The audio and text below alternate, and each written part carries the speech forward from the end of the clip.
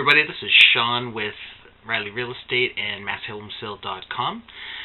Today we are doing what I hope is going to be the first of many Q&A videos. We're going to call it Q&A Saturday because I'm going to try to put out one a week on Saturdays.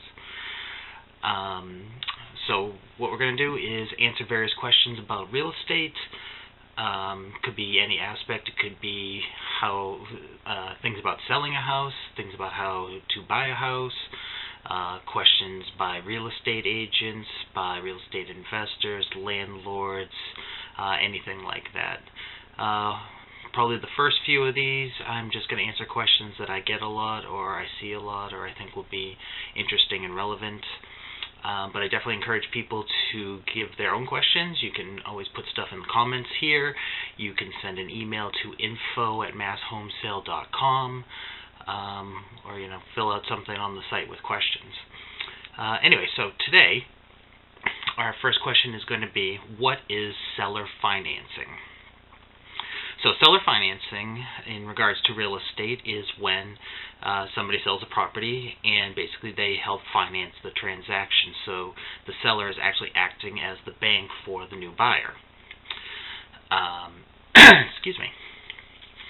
So there are different ways to do this depending on what your exact situation is, but in the most basic form, assuming you don't have any other loans on the property, you would be taking out a loan, the buyer would be taking out a loan with the seller for whatever terms are agreed upon, and then they would pay it just like they would to any other bank. So the seller is actually acting as the bank for the new buyer. Now, first question is, why would somebody want to do this for either side? For the sellers, the advantage there is flexibility.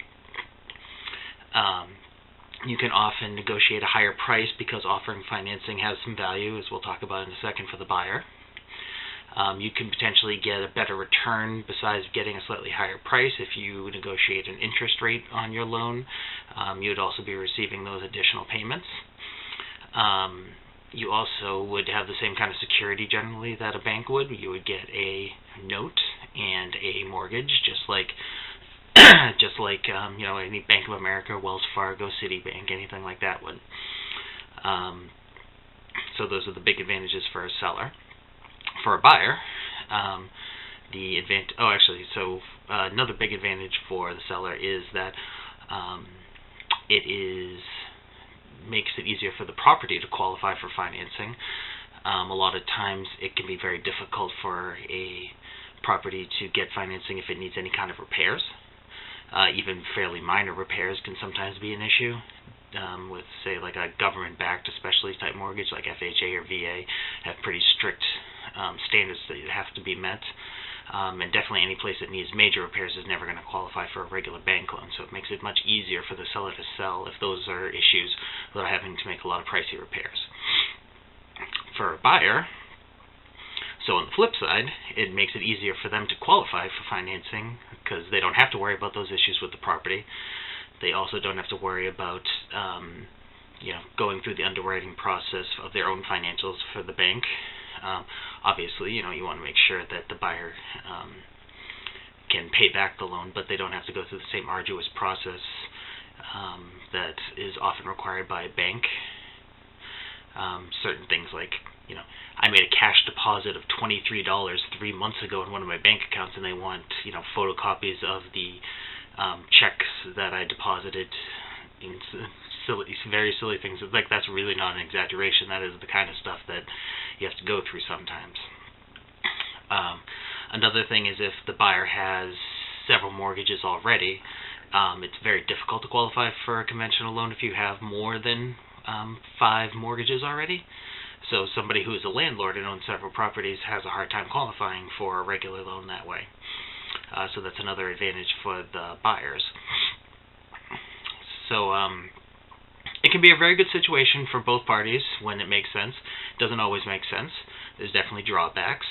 The obvious one for the sellers are that you don't get all your money right away, which doesn't have to be a drawback, but if you want to get all your money right away, that's definitely a drawback, in which case you should definitely look into, you might have to get less for it, but taking an all-cash offer which even if you have a property that won't qualify for financing, is something most investors will do.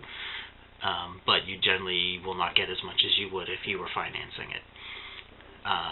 But that is obviously one of the bigger drawbacks. Another drawback is if, God forbid, the buyer does stop paying, you have to go through a foreclosure process to get the property back, but you do get the property back. So, it's a little bit of a pain, but it's not, it's not like you would lose out on your interest altogether. Anyway, so this is getting a little bit long now, so I'm going to wrap it up, because like I said, this is just a little primer on some basics. You can look up more information, or you can get in touch with us.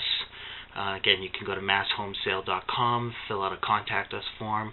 You can send an email to info@masshomesales.com, or you can leave comments under this video, and I will try to get back to you about whatever you have. So, this is our first Q&A Saturday. Hope you guys liked it. After a couple of these, I'm sure it'll be a little bit smoother. All right? Everybody, have a great week ahead. Thanks. Bye.